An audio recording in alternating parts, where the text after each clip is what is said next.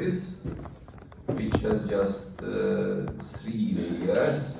These territories altogether named as allocortex.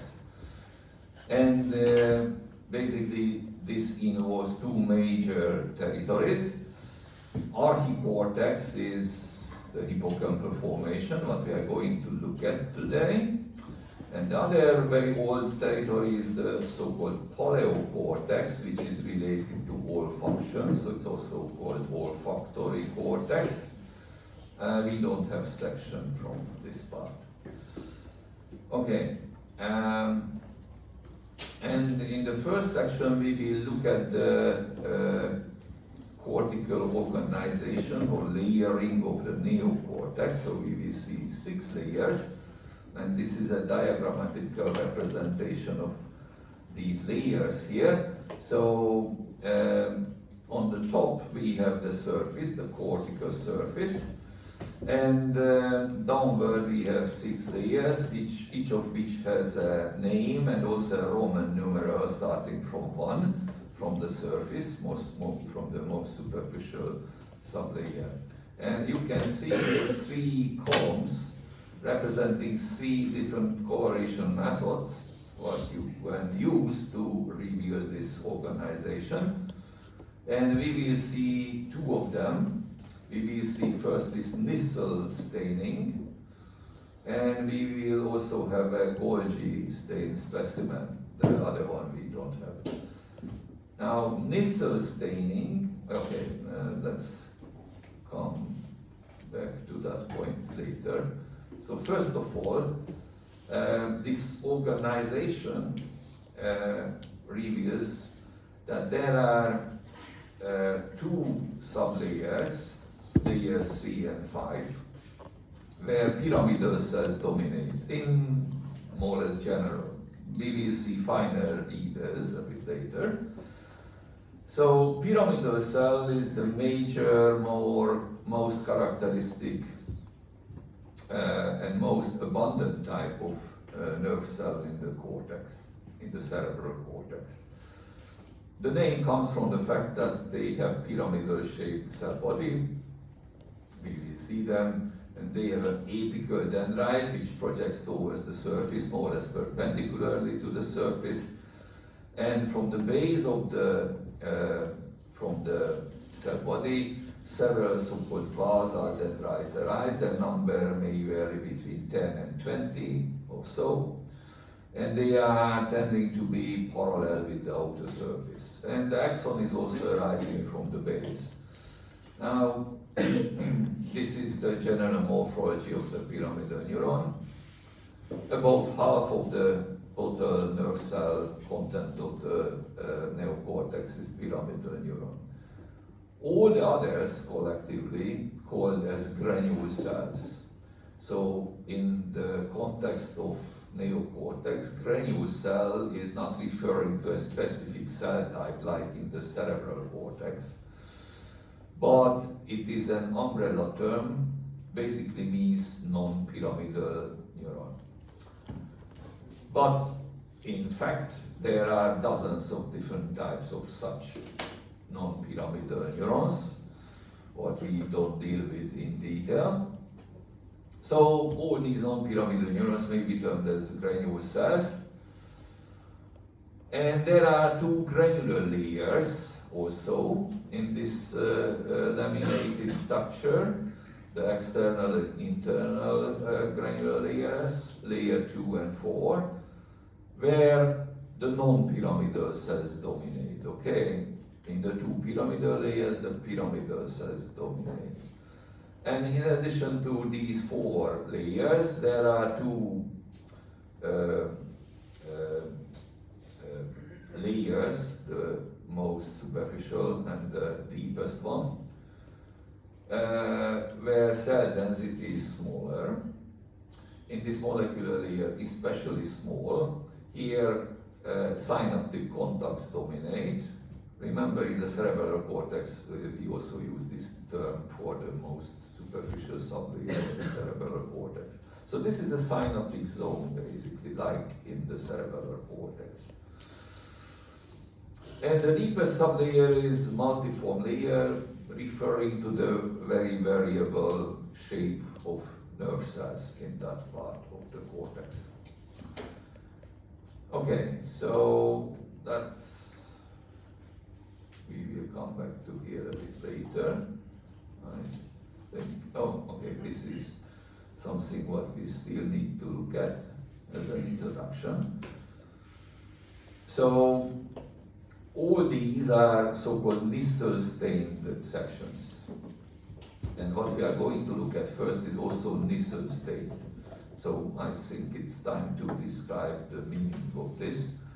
So Nissl is a name of a person who used a category of dyes to reveal the organization of the cortex. And this is therefore not a reference to a single dye molecule, okay, but rather a reference to a set of different staining methods which give very, very similar or identical results. All of these staining methods use a basic dye with blue color actually. And because all of them are blue and basic dyes, therefore how the cortex appears after applying these methods are very much the same. So it's almost impossible to distinguish them from one another. That's why the common family name Nissl staining. So this is it. This staining usually reveals only the cell body and the proximal dendrites, but not the axon. Because in these territories we have the most rough endoplasmic reticulum with high RNA concentration. Protein synthesis is going on in these territories in nerve cells. Now, so this is a general method.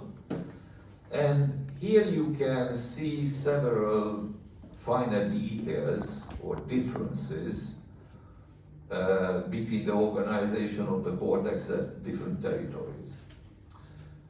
So in the motor cortex, the organization basically is that there is a very well developed layer 5, so internal pyramidal layer. When I'm saying very well developed, it means that there are very big, giant pyramidal neurons there, much bigger than elsewhere in the cortex, okay? And because they are very characteristic, can be used to determine that whether or not we are in a motor cortex territory. So these giant pyramidal cells have a special name. They are called bed cells. Here is the beds I'm showing here. Lower right corner, bed cell.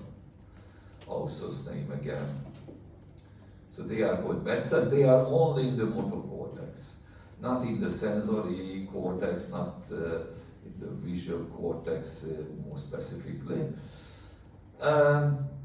Okay, another feature of the motor cortex that actually the granular layers are very, very well underdeveloped. So almost indistinguishable. You cannot really identify layer 2 and layer 4 in the motor cortex, because actually in these territories we also have pyramidal neurons. So pyramidal neurons dominate. This is again in contrast with other territories of the cortex, as you can see here, where all 4 layers can be distinguished relatively well. And here on the right side, an example of the visual cortex, what we are also going to look at today.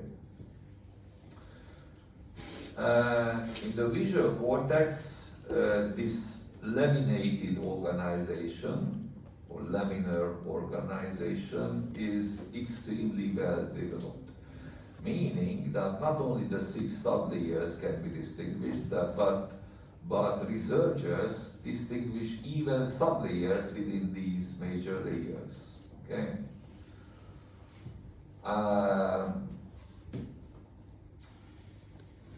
Right. So I think that's enough as an introduction.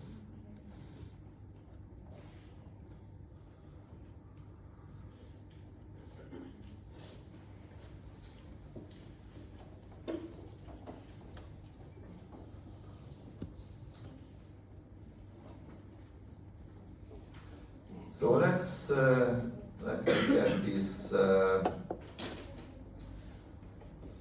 slide. Cerebral cortex with cressyl violet staining. Now this cressyl violet is a dye molecule which is blue and positively charged in water solution, so basic dye. So it belongs to the Nissl staining family. Okay, so you can also say that this is a Nissl stained specimen. But more specifically, cressyl violet was the dye.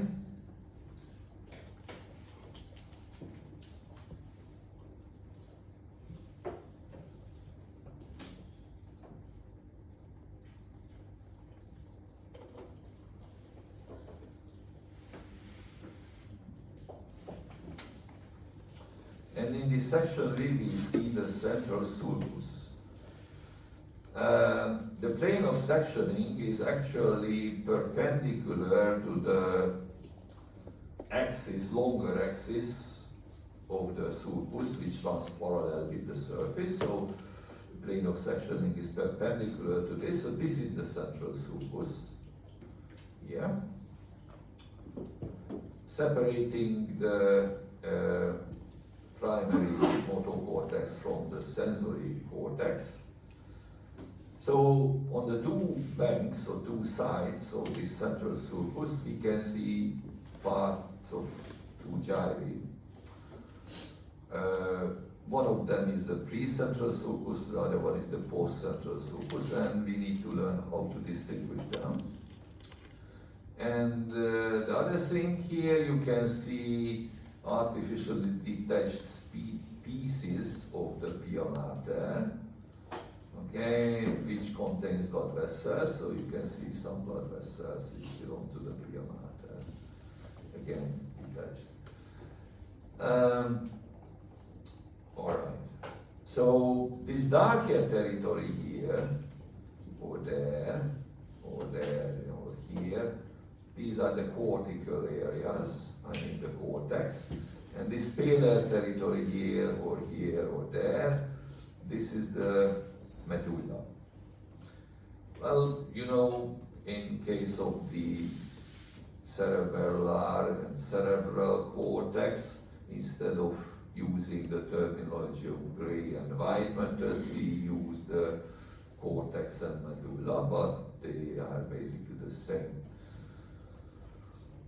Okay, so at this low power magnification, already you can discover large cells here in this line, which are not present on the other side of the central sulcus. Okay? And these very large cells are actually the Betz cells, the giant pyramidal cells in layer 5 of the motor cortex, which immediately tells that this side, in this orientation, the right side, is the pre-central gyrus, belongs to the motor cortex, and the other one is the post-central gyrus, belongs to the sensory cortex. If you magnify a little bit, on the two sides of the sulcus you can see a pale territory here, also here.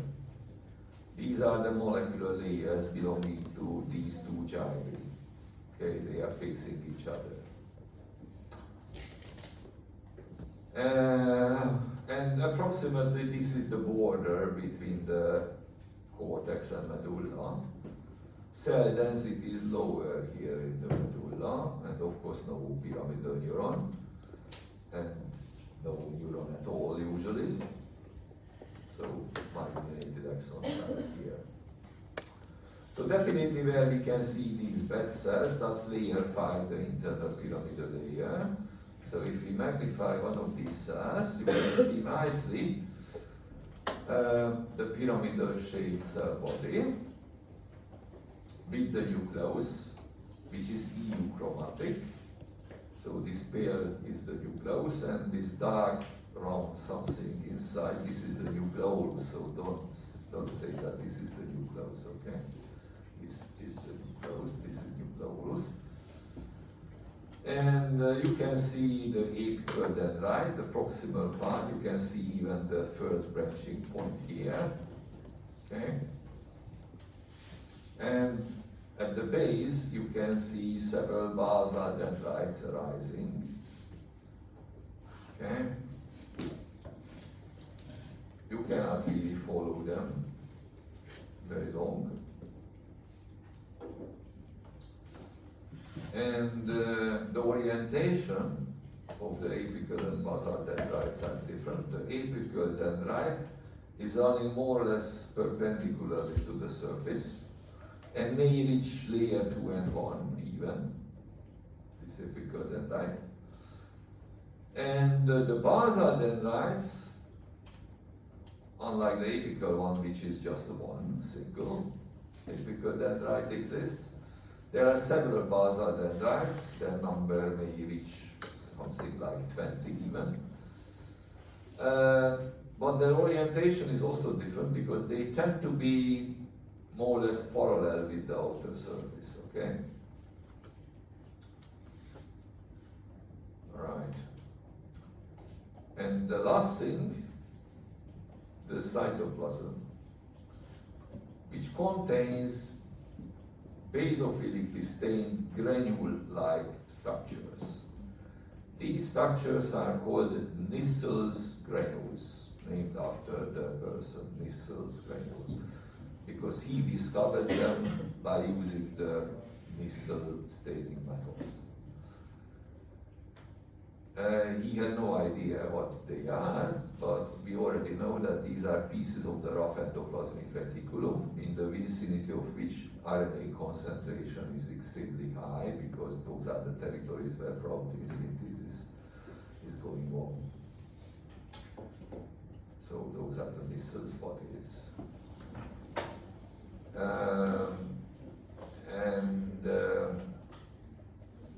More or less that's it. This empty-looking territory here is an artifact due to tissue shrinkage. So these are the bed cells. So we are, yeah. To what level do the basal dendrites extend? Because they are more or less parallel with the outer surface, they more or less remain in this layer 5. You mean the lengths? Yeah.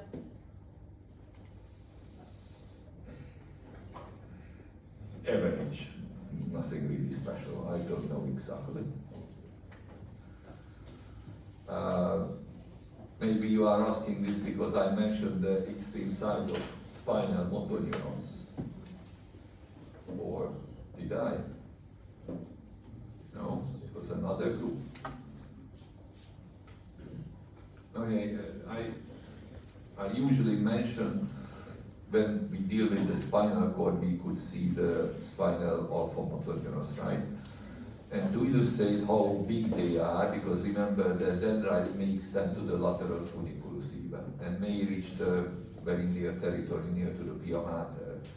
So because of this kind of big dendritic processes, I usually ask students about their opinion regarding the size of a sphere which is needed to fit such a spinal alpha motor neuron into the sphere itself, having the cell body in the center.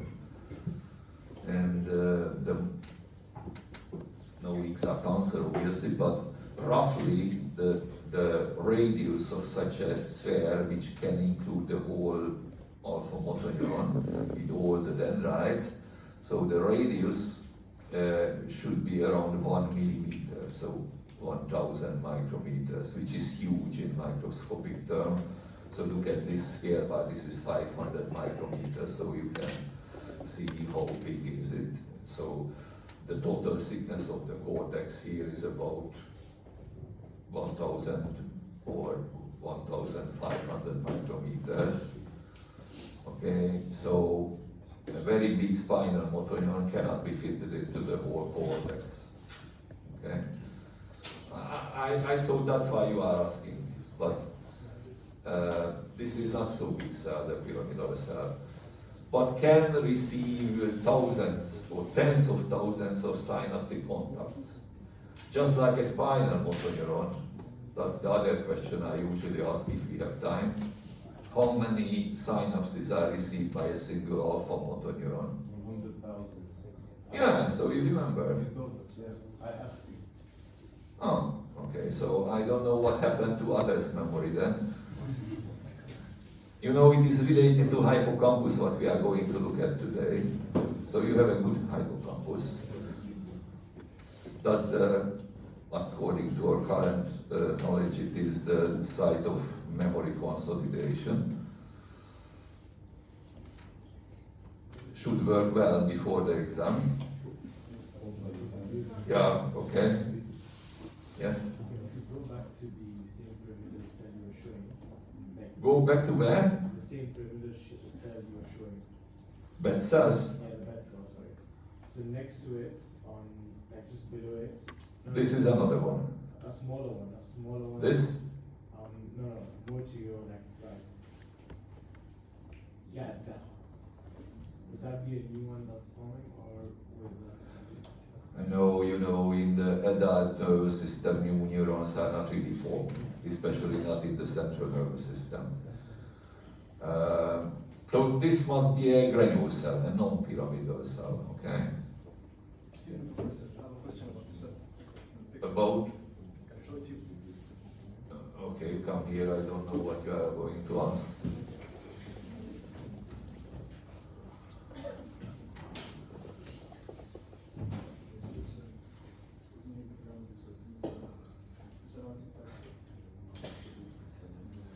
I think so, yeah.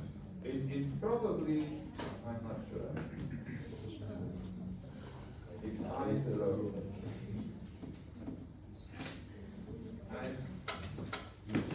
I think it's an artificial wall. I was thinking about whether it is a blood vessel or not.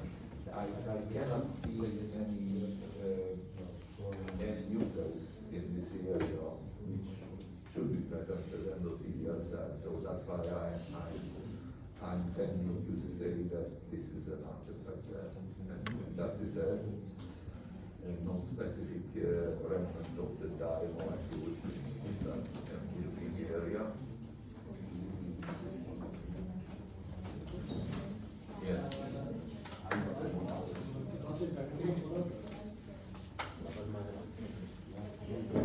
These are probably nuclei of certain cells, but because we cannot see dendrites at all, they may be glial cells. Because although glial cells have processes, but they don't have such a high concentration of RNA molecules in the processes. So that's why this staining method cannot reveal the processes of these glial cells. You know, several types of glial cells may be here, although the nucleus should be more heterochromatic, I should add, if it is a glial cell. So There's quite a few of them. yes, I see.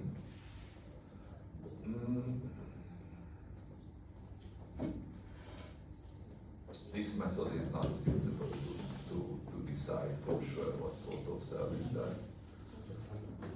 So it's maybe a glial cell, maybe maybe some very small non-pyramidal cell. I don't know. Okay. So, if you move a little bit farther apart towards the surface, around this territory, you can see another layer, layer 3, where you can see much smaller pyramidal neurons, right? So this is the external pyramidal layer. Again, the morphology is the same, but smaller cells. Apical dendrite, basal dendrites, Nissel's bodies, euchromatic nucleus, etc. And of course, this territory between the two pyramidal layers is a well visible granular layer, because this is the motor cortex, so the granular, well visible, not well visible actually. Because the problem here, you know, that this is definitely layer 3, this is definitely layer 5, but in between, pyramidal neurons don't really disappear, because this one is also a pyramidal neuron. So that means just the opposite, that this granular layer is not very well developed, because there is not a single clear territory where pyramidal neurons are absent. And that is explained by the fact that this is motor cortex, okay? And this is true for layer 2 as well. So this territory is approximately layer 2, but here still you can see pyramidal neurons like this or like that, because in the motor cortex, layer 2 also contains pyramidal neurons. And this is molecular layer. So organization here in the other gyrus is a bit different, no bed cells, and granular layers a bit more distinguishable. But I'm saying this, but to tell you the truth, is not clear-cut border here either, of course. So yeah, this is the theory. What you can see is more or less the theory, sometimes a bit different. So that's it.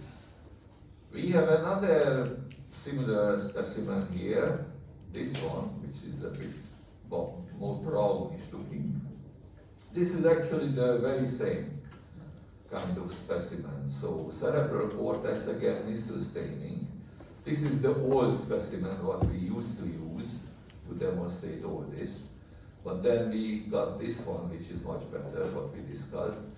Why I'm saying this is not so good is that you cannot really decide easily here which is the motor cortex and which is the sensory cortex, because bed cells are not so distinguished in this territory where the sample is taken from. So if you don't mind very much, I don't want to spend time to show this, because that's the same.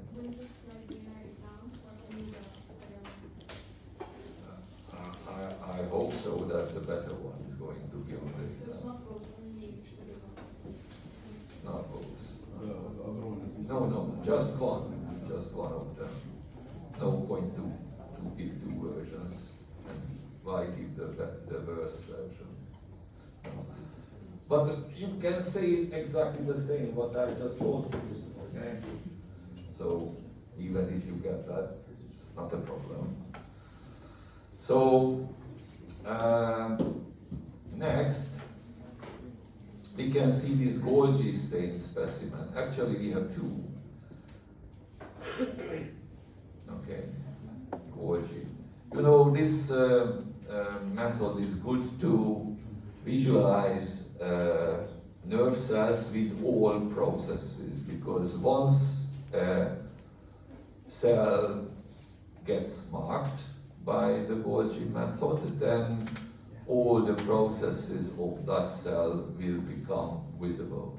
Not only the cell body, but the dendrites and the axon as well. This is an advantage, of course. The disadvantage is that there are lots of artifacts. Okay. So obviously this dark territory is an artifact, this dark territory is an artifact, and there are these smaller, irregular dark spots. Those are also artifacts, a lot of them. Okay. Now, in addition, you can see in certain territories like here, the artificially detached pia mater, which is also marked. The reason is that it is rich in reticular fibers, and reticular fibers can reduce the metal from the salt solution. Okay. Now, the point here is to discover, in a good case, a nice-looking pyramidal neuron in the cortex. Maybe this one, for example.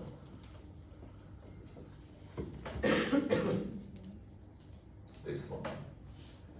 This is a thicker than average section. So the section thickness is here around 50 micrometers. In a regular section, the thickness is about 10 micrometers. So this is much thicker, and that's why we have an additional slider here in the lower left corner, which can be used to focus, okay, which is needed because of the section thickness.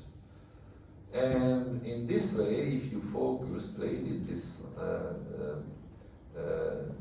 slide bar, you can reveal several processes. So basal dendrites here, and this is going to be the apical dendrite, but we need further focus.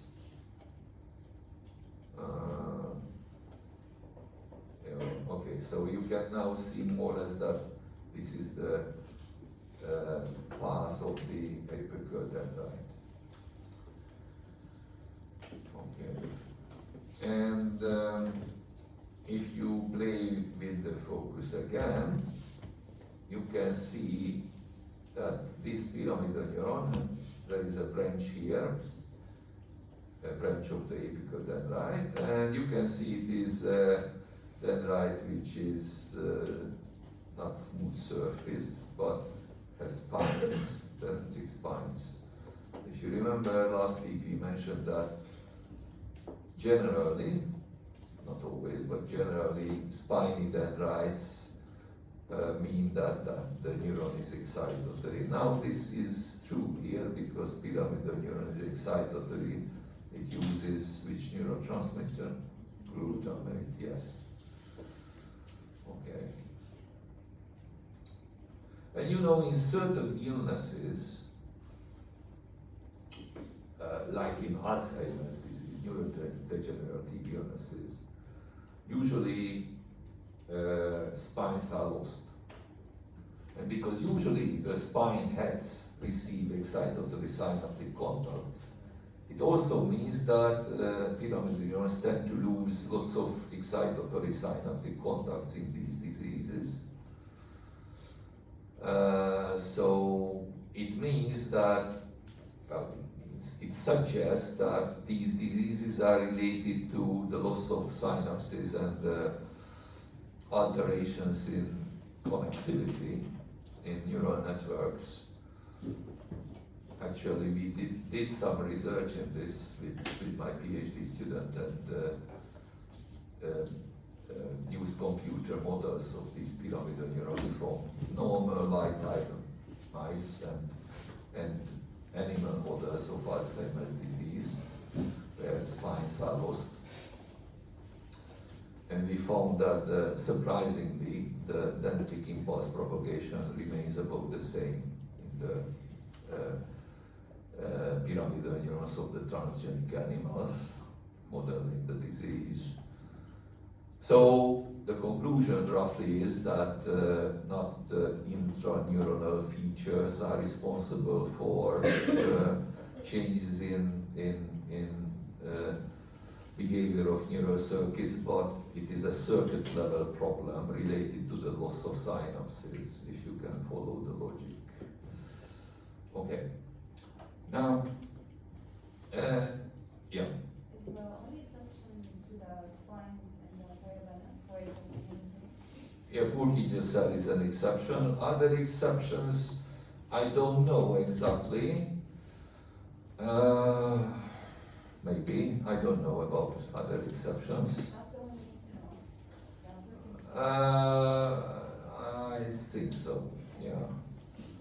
Yeah. But you know, interneurons, some of them are excitatory, some of them are inhibitory, so there are spiny and non-spiny interneurons. Yeah. Interneurons have this spherical nerve cell bodies like these, okay? So interneurons are also marked, like this one or like that one. And the morphology, dendritic morphology is also different, so you cannot see characteristic apical and basal dendrites, okay? They are rather star-shaped cells. But you know, there are typical cells in the neocortex. Here are some examples. So this is the well-known pyramidal neuron. Then there are stellate cells, star-shaped cells, similar in morphology to the stellate cells of the cerebral cortex, okay? There are horizontal cells, primarily layer 1, okay? They are called this way because their orientation is more or less, the process is oriented more or less parallel with the outer surface. This is inhibitory. And there is a cell called Martinotti cell. Okay. Again, they have a characteristic dendritic tree. Here the apical dendrite is very reluctant to give branches. So these are some famous cells, but probably this is too much. Okay. But as I said, this is not the full picture. Dozens of different cell types have been identified by neurobiologists. Okay, now regarding the circuit level analysis, once we talked about the neural circuits. This is from actually from a Hungarian anatomy book written by Szent Ágottai János. I already mentioned this name. He became a politician, no? He also, there are several people in science who somehow changed their mind and at least temporarily became politicians, then they regret. So he is one of them, but he already died. Not because of politics, but because of age. Anyway, so this is from the book used to teach Hungarian medical students even now. So this is a representation of the neocortex. This is the midline, okay, so two hemispheres, okay. This is corpus callosum, axons of pyramidal neurons cross to the other hemisphere. And what it illustrates is that here these red-looking pyramidal neurons in layer 3 and layer 5 have different projections. Because layer 5 pyramidal neurons have axons which leave the cerebral cortex and will terminate in subcortical areas in brainstem or spinal cord. And this is typical for axons arising from layer 5 pyramidal neurons. But layer 3 pyramidal neurons have an axon which don't leave the cortex but terminate in the cortex.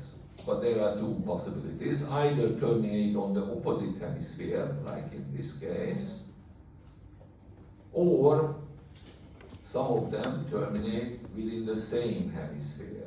Okay? So based on these, you can divide these projective tracts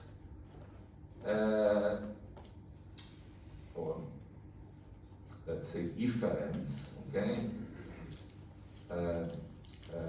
into three categories. Projective efferent is the axon, collection of axons which leave the cerebral cortex. So basically, the 5 pyramidal neurons, axons, form projecting pathways, projecting downwards, okay? Carrying information to subcortical areas. And the other two, referring to the two categories of layer 3 pyramidal neurons, axons.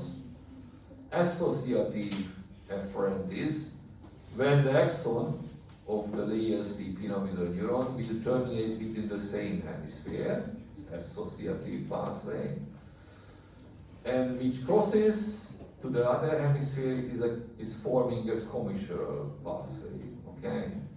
And the major site where they are running is the corpus callosum. Now,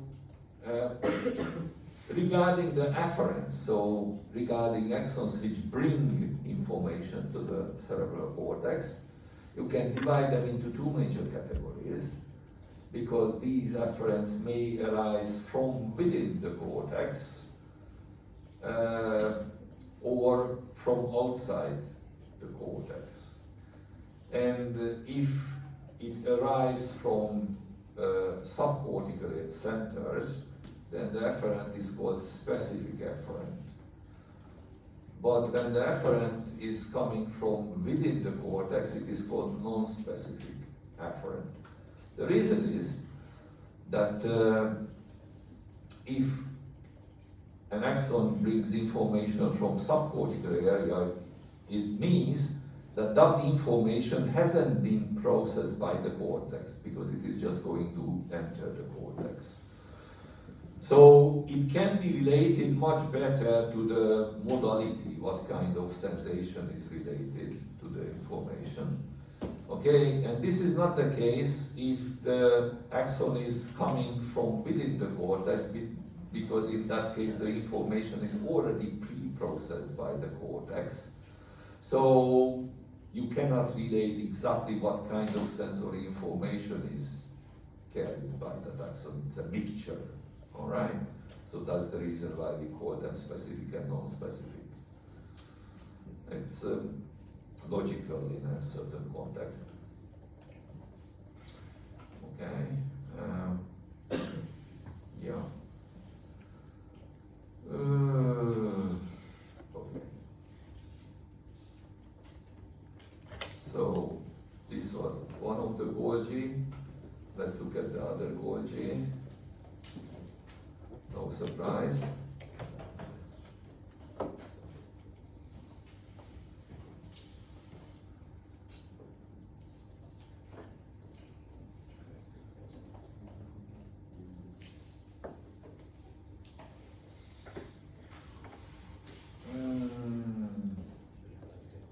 Okay, so even more artifacts, but more or less you can see that this area is the medulla. This is the medulla. Of course, this is an artificial hole here, artificial discontinuity there or there, detached pia mater, again. So, yeah. And maybe, if you are lucky, we can find some nice looking cells. So this is definitely an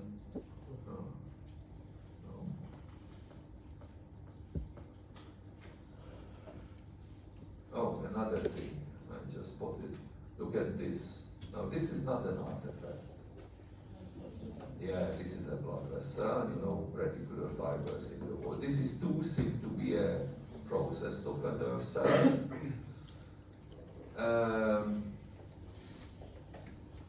And too regular to be an artifact.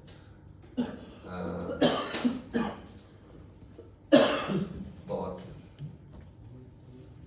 anyway,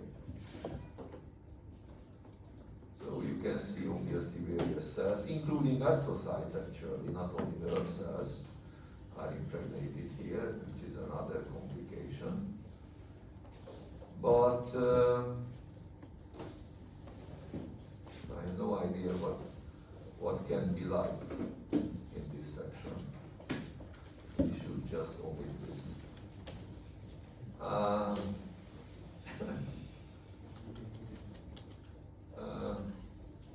so it's a mess. It's a mess.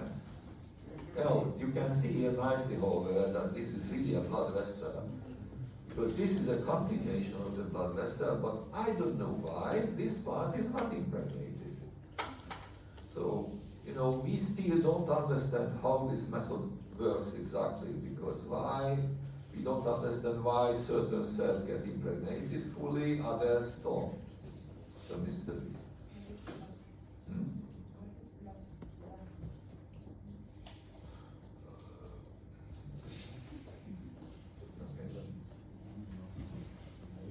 So I hate this section, I should say. Hmm?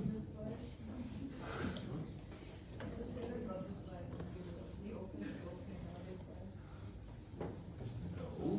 Still we can talk about the theory related to the cerebral cortex, so we shouldn't have illusions. Okay.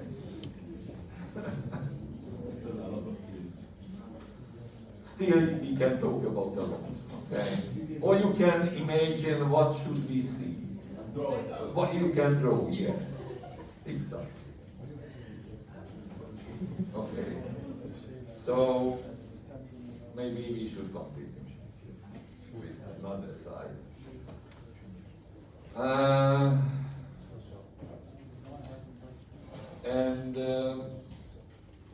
Let's look at this first one.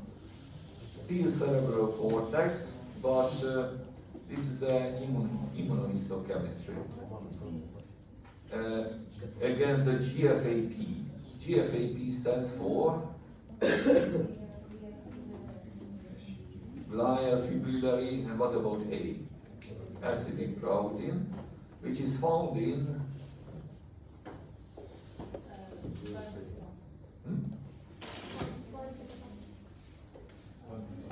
in astrocytes, in the cytoskeleton of astrocytes. This is a kind of intermediate filament which is specific. This protein is specific in the intermediate filaments of astrocytes. So basically this method can reveal astrocytes, that's the point here. You know, different types of cells in general, so I should say differently, there are categories of cells, and within one of these categories, cells cytoskeleton contain the same characteristic type of intermediate filament. And therefore this can be used to identify the cell. For example,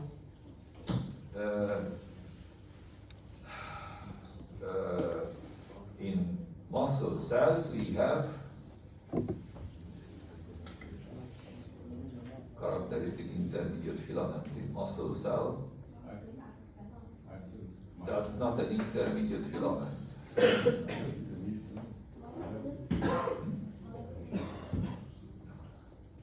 Desmin.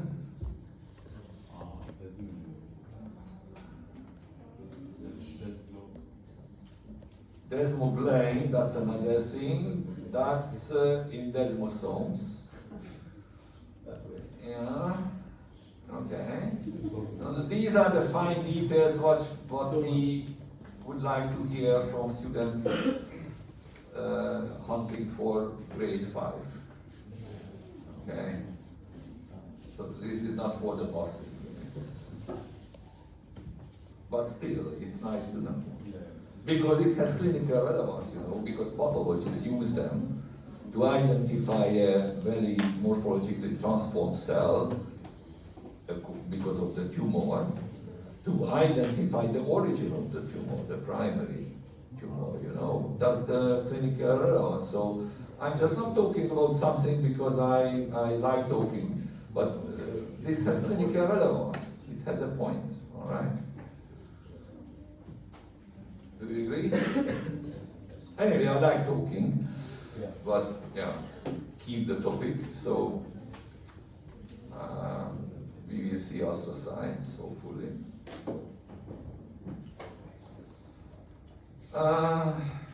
In brown color, no, this is not the one. Okay, this so I said.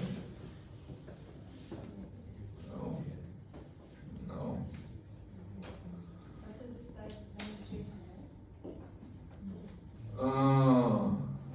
Look at the either. I no longer can follow what is what. It's so variable. But you know, this is not a big deal, you know. You are mystifying this. Whether or not this is included in the sections of the final exam, it's just, it tells you something what you need to know anyway. So, this brownish territory is the medulla, okay? The paler is the cortex. And we have this brownish color in the medulla, which indicates that for some reason, only the, or not only that, primarily the fibrous astrocytes are marked by this method, because the medulla is the site where fibrous astrocytes are present. Protoplasmic astrocytes in the cortex, but they are having a much lower tendency to get marked. But in addition, you can see brown color on the surface. So we need to discuss that one. So let's look at the medulla first. You can see these brownish looking cells with processes. Now these are the fibrous astrocytes, okay? There is some contest in here where because the nuclei are blue, I don't know whether it is hematoxylin or fluid blue, doesn't really matter. Okay, if you say so. So astrocytes are brown. This is what you can see. All right, the other thing, surface. You can see a more or less continuous brownish looking line here, which represents actually food processes of astrocytes, forming the so-called superficial glial limiting sheet.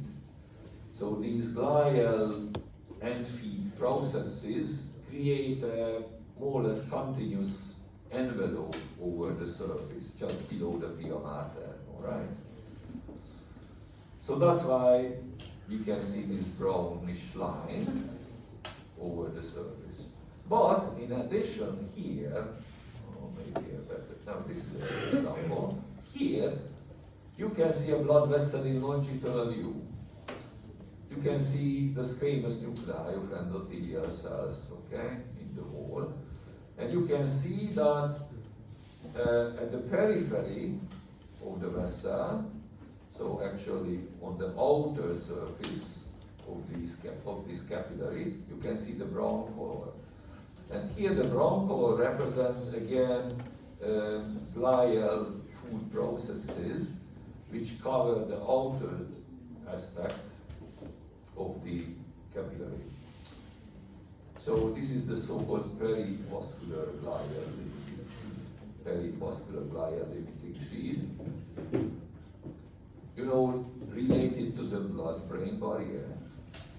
So, okay, whether or not this section is included in among the sections of the final exam, but what we are talking about you need to know anyway. The only difference that here you can point to it. Otherwise, you just talk about it. So, yeah. Yeah.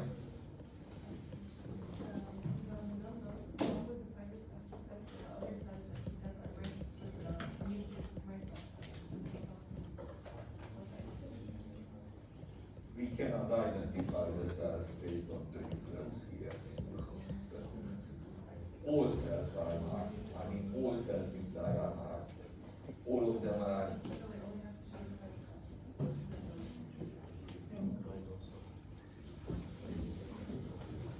Okay. Yeah. We can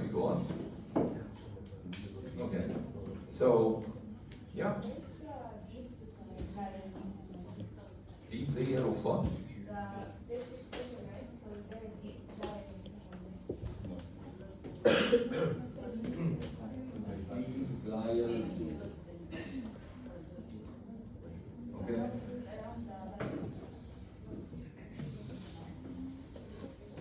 around Ventricles are lined by ependymal cells. That's also a glial cell, but not astrocyte. Okay, so next, visual cortex. This is primary and secondary visual cortices are seen here. And Mr. Stein.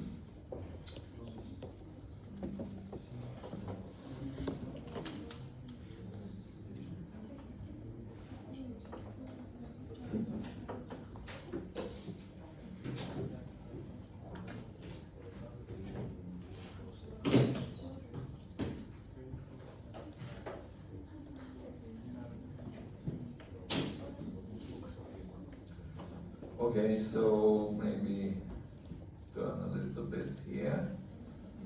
And first I show you a slide to illustrate where we are. Okay, so we are here near to the occipital pole. We will see the calcarine fissure, which is just here. Calcarine fissure. Included in the section. And also we can see the two banks, two sides, the two gyri which borders this calcarine fissure. The other one is one of them is the cuneus, which is red. And the other one is actually called lingual gyrus, but it is not so important. So we are looking at this territory here. Okay?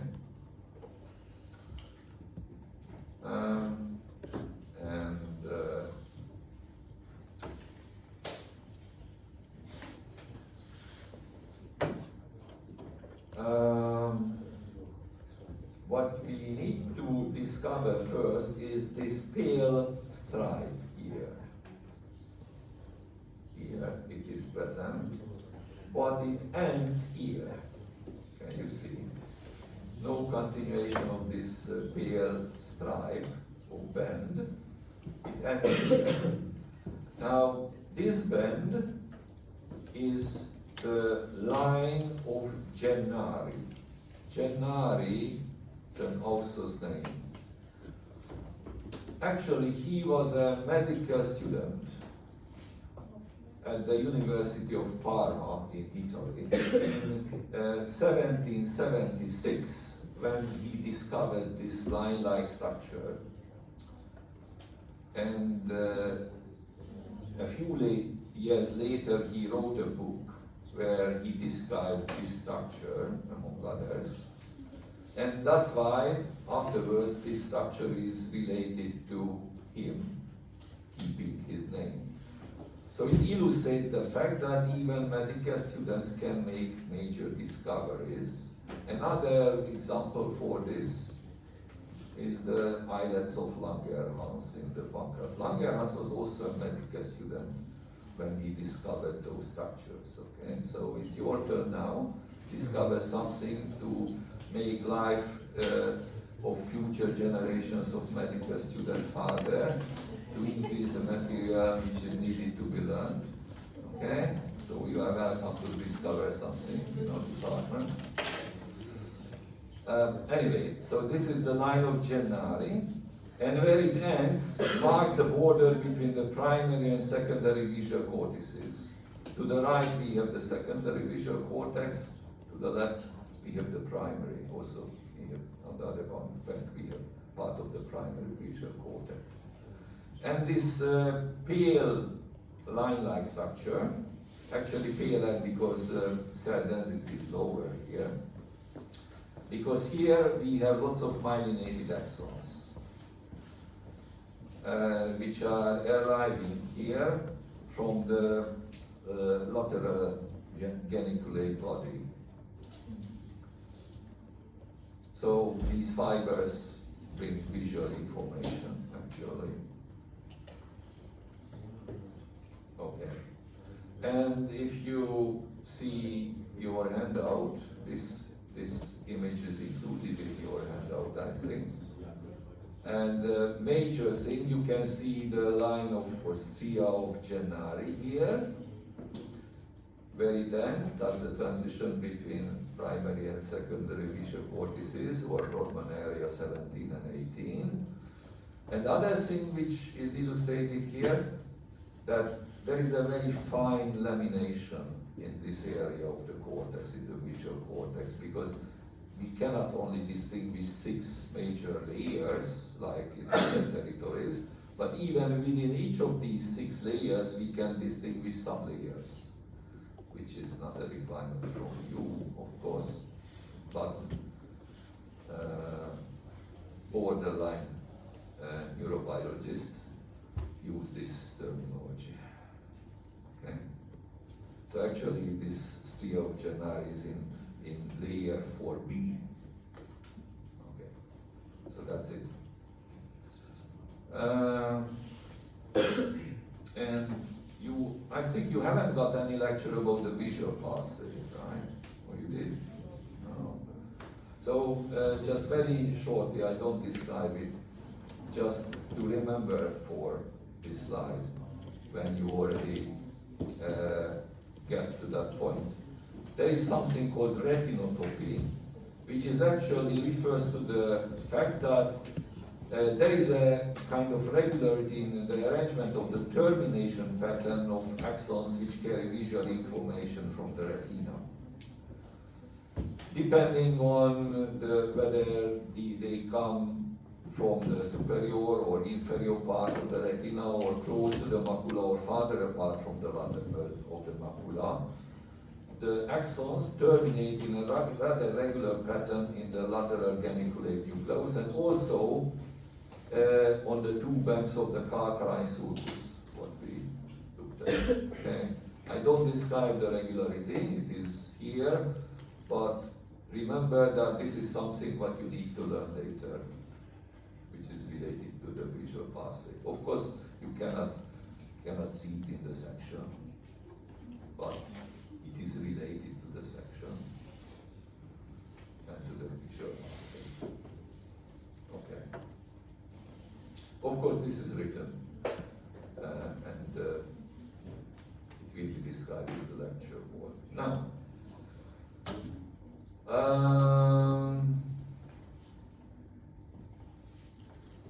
maybe one section left, right? The arch cortex, if I'm not mistaken. Okay, so pencil violet, it's again a dye which belongs to the so-called Nissl staining methods. So here we will see the hippocampus.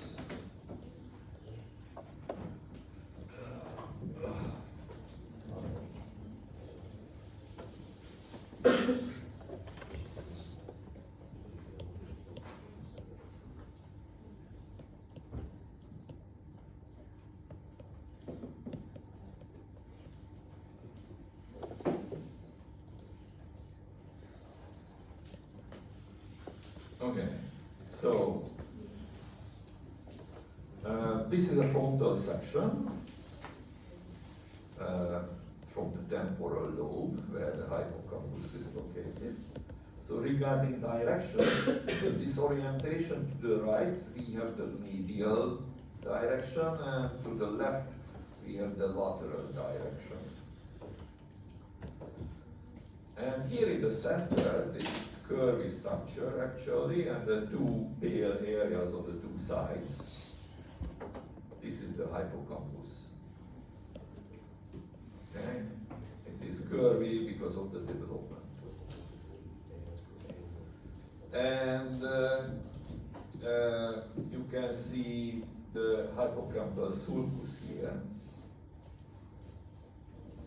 And there is another sulcus here, the parahippocampal sulcus, also called collateral sulcus. And we can see gyri here. This one is the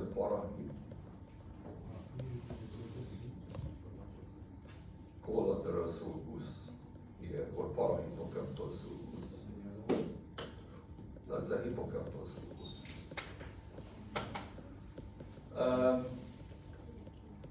Okay. And this is the one of the other gyrus, what we can see, the parahippocampal gyrus. And this is the collateral gyrus here. And this darker territory within the hippocampus is the pyramidal layer. And on the two sides, we have two non-pyramidal layers, inner and outer plexiform layers, where there is no pyramidal neuron. Lots of axons are there, most of which are axons of the pyramidal neurons, which are in this little layer. So the hippocampus, because part of the archicortex, it is three-layer structure. But in this area, in most of the parahippocampal gyrus and the collateral gyrus as well, has 6 layers in the cortex. And obviously somewhere here, a transition occurs between the 3-layered organization and the 6-layered organization. This transitional territory is called subiculum. Subiculum. To compare, let's look at the pyramidal layer of the hippocampus first. Magnify. So you can see pyramidal neurons. You can see the apical dendrite projecting this way. Or here, apical dendrite, like this. And the interesting effect is that the base now is towards the surface. Whereas in other territories, the base of the pyramidal cell is towards the inner part of the brain, okay? So here they look like upside down relative to the so-called regular orientation.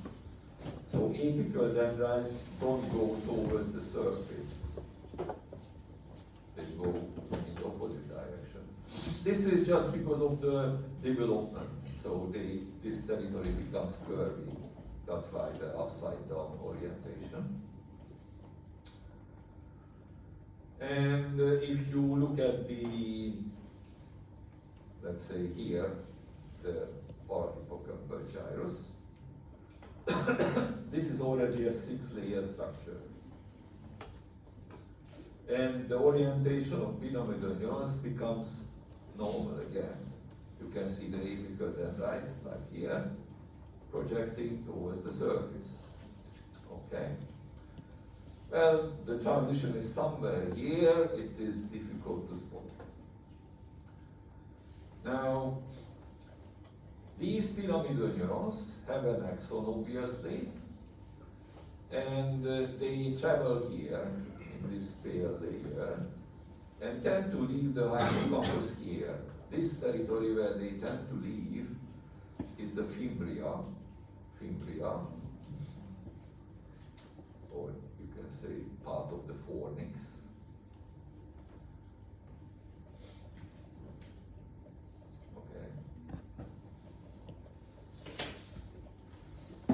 And this is the dental gyrus.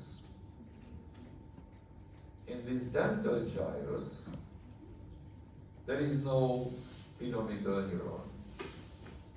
Okay, only granule cells are here. If you magnify this stripe here, you cannot see pyramidal neurons. None of them. Dentate gyrus is free of pyramidal cells.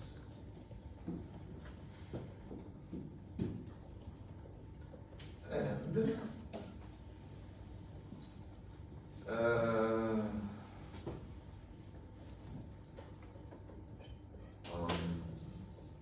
this darker territory here is the tail portion of the caudate nucleus.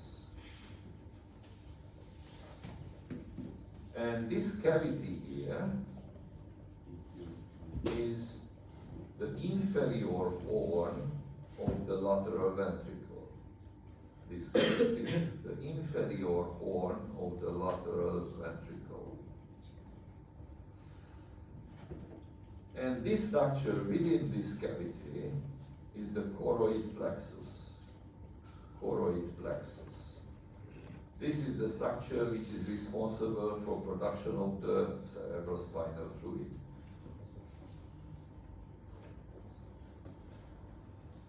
And regarding the formation of this structure, the choroid plexus, I can show you one of your lecture slides. This one. Can you remember? So this is how this structure is formed. So this is the cross-sectional profile of the developing neural tube. So the blue line represents the neural tube with cross-section, the border. And the red circle around represents the developing pia mater around. And blood vessels are coming and trying to grow inwardly, like here. Okay? Or you can see also this series of drawings here. And there are several kind of expressions related to this. So this lamina epithelialis, which is blue in the drawing, actually the original single layer of the lining cells of the neural tube. Actually they are ependymal-like cells. And this lamina epithelialis plus the underlying pia mater together is called tela choroidea. Okay, so this double structure, the tela choroidea. And once tela choroidea receives blood vessels because they are growing inwardly, they do this kind of invagination towards the cavity of the ventricle. Actually, this is how the choroid plexus is formed during this invagination. And then the structure branches. That's going to be the choroid plexus later. So the choroid plexus is actually the tela choroidea plus these blood vessels together. Okay? And the last term here is the taenia. Taenia is actually the attachment site of this choroid plexus, where it remains attached to the tela choroidea. Okay? So these attachment sites are called taeniae. Can you remember the placenta? Okay, so we talked about villi in relation to the placenta section, which are actually outgrowing structures from the plate, and they also branch. And these branches are floating in maternal blood. These are the placental villi, okay? Now the same sort of thing is happening here. Structure is growing inwardly to somewhere towards a cavity, towards the ventricle in this case, not towards the intervillous space. And they branch, and they contain blood vessels, just like the placental villi. But the analogy is also extant, because in case of the placental villi, we talked about stem villi, if you remember. Those are the territories where these structures started to grow and arborize.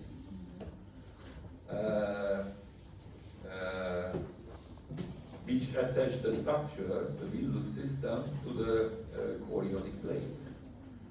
Now here, the analog structure is the taenia, which attaches this arborizing system of choroid plexus to something else, which is in this case the tela choroidea.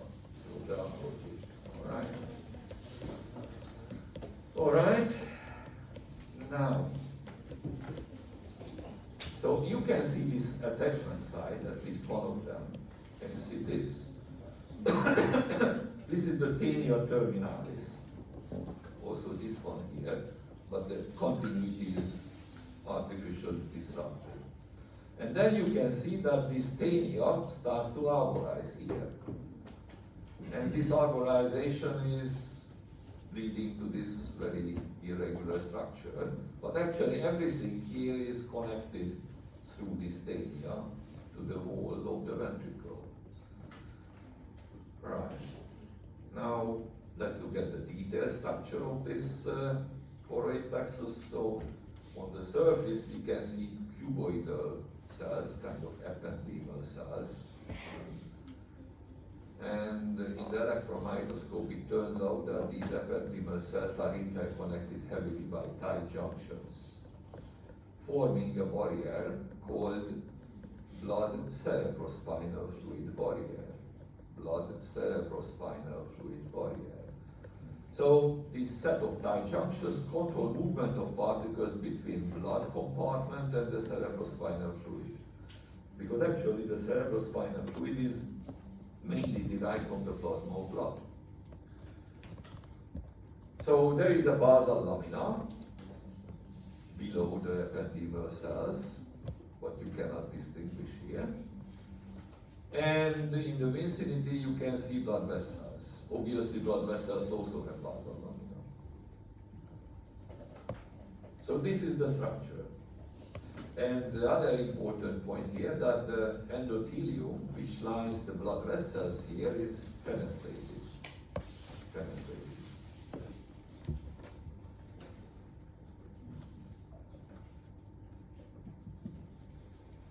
Okay.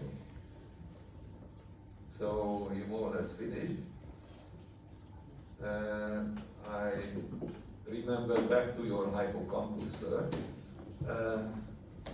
I remember your hippocampus, and that's why I'm saying something to you, a kind of colorful supplement. A Nobel Prize was given for a discovery relating to hippocampus. And that's something which was discovered and prized by the Nobel Prize is the space cell. Have you heard about that? Space cell located in the hippocampus. In a laboratory experiment, an animal was walking in a labyrinth. In the meantime, electrodes were placed in the living animal, and people could record in which part of the hippocampus cells are actually firing. And what they discovered is that a very well-defined territory of cells will fire only if the animal is walking through a very well-defined territory within the labyrinth. If it is going through another territory, or it is actually in a certain territory, in another territory in the labyrinth, another set of neurons will fire. That's why they are called space cells. So the conclusion was that actually these cells somehow very much related to our spatial memory, how we can find a way out in different circumstances, how to remember pathways. In addition, grid cells also exist, grid cells, also in the hippocampus, which fire only if the animal is crossing a well-defined line in the labyrinth, grid cells. So altogether these cells give the basis how we can navigate in a complicated environment in the space. So a Nobel Prize was given for this discovery. So you need to have a good hippocampus to remember for many things in anatomy, right? And you need to use your space cells now to navigate out and find your home. But you will, I'm sure. So please log out and turn the computer off.